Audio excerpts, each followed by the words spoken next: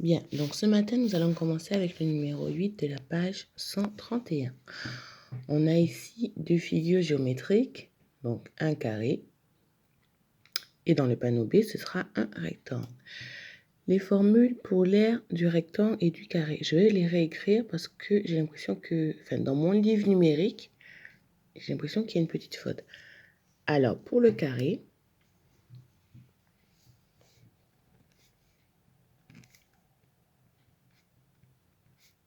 l'aire est égal à côté fois côté. Voilà. Donc ici, le côté, c'est 70 cm. Donc on va faire 70 fois 70. Voilà. Ou bien on peut directement convertir en mètres puisqu'on vous le demande en mètres carrés. Donc 70 cm, c'est 0,7 mètres. 0,7 mètres. À vous de voir lequel vous choisissez. Est-ce que hier, les conversions en mètres carrés, ça a été ou pas d'après le corrigé? Ou bien si ça n'a pas été, mettez directement en mètres vos unités, comme ça vous n'aurez pas à convertir les mètres carrés, puisque ces deux colonnes-là, ça vous embête un peu. Donc, on fait le calcul de tête ou à la calculatrice. Ça nous fait 49, cette fois c'est 49, avec les deux zéros derrière. Ou bien, cette fois c'est 49,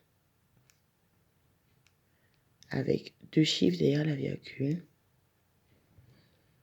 Bien. Donc ça, l'air, c'est un centimètre carré. Et celui-là est en mètre carré, comme demandé. On retrouve, bien évidemment, cette conversion avec ici ces deux chiffres qui vont dans la colonne des centimètres carrés. Et ces deux-là qui vont dans la colonne des centimètres carrés ici, et là, décimètres carrés, donc le zéro que l'on retrouve là pour les mètres carrés. Donc, le panneau, l'aire du panneau, et on conclut toujours. Le panneau B, que l'on assimile à un rectangle. Donc, pour le rectangle, dans la leçon,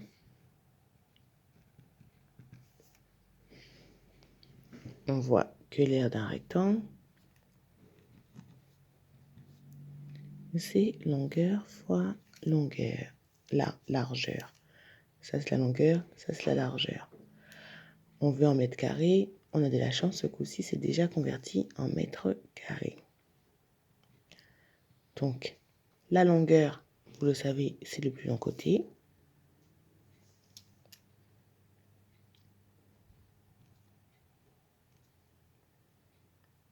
Et la largeur, je vous laisse compléter cet exercice. N'oubliez pas de conclure, bien évidemment.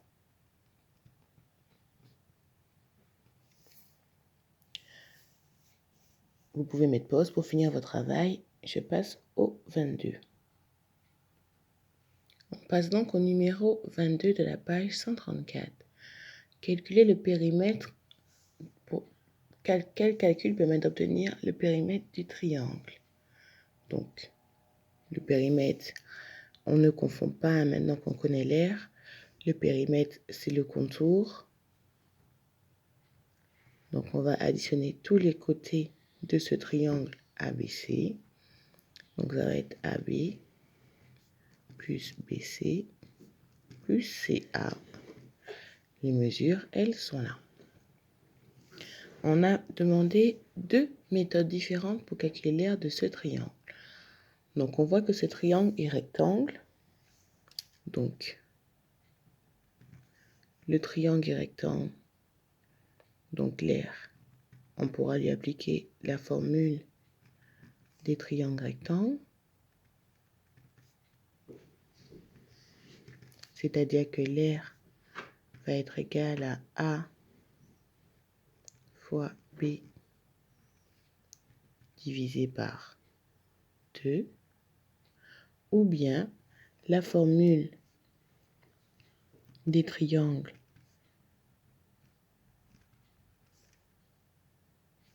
quelconque qui fonctionne sur tous les triangles, c'est-à-dire que l'air va être égal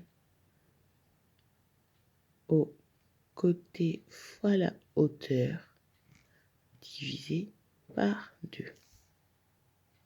Je vous laisse mettre les bonnes valeurs. Quel est ici le A? Quel est ici le B? Quel est le côté? Quelle est la hauteur? Alors, le A ici, c'est le 6 cm, qui est donc un des côtés de l'angle droit. Et l'autre côté de l'angle droit, c'est le 8 cm. Je vous laisse finir le calcul. Et pour la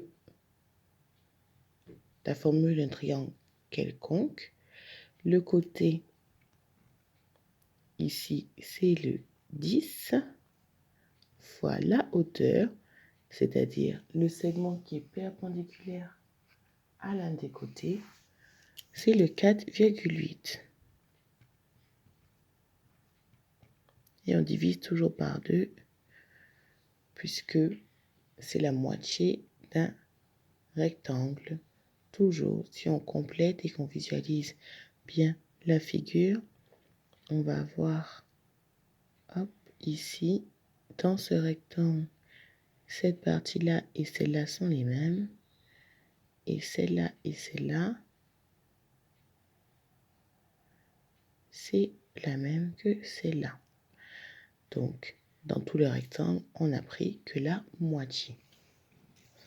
Voilà pour ces deux exercices. On passe à la suite. On vous demande ici d'écrire en chiffres 867.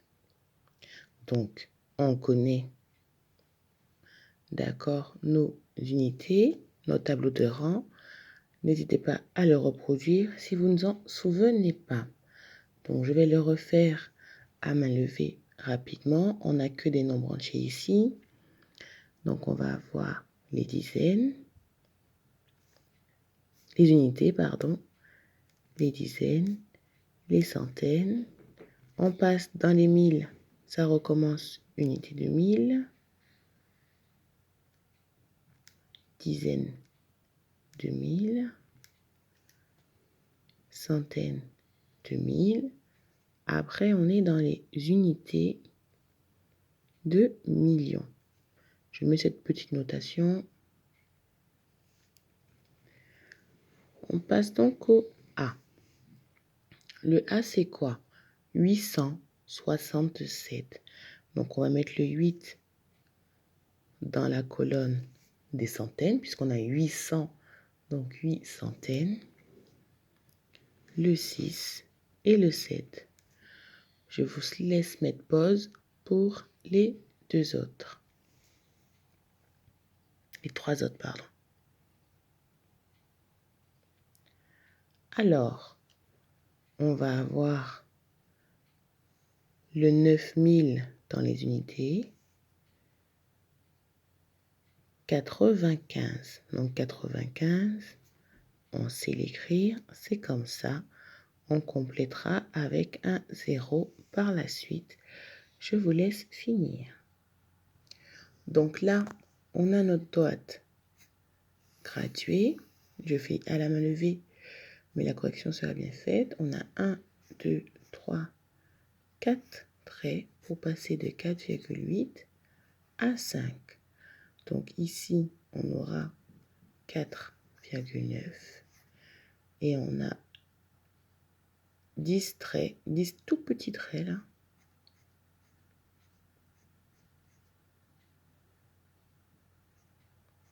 Entre chaque. Donc on pourra placer les dixièmes aisément. Voilà. Allez, bonne fin de journée à tous. Bon courage.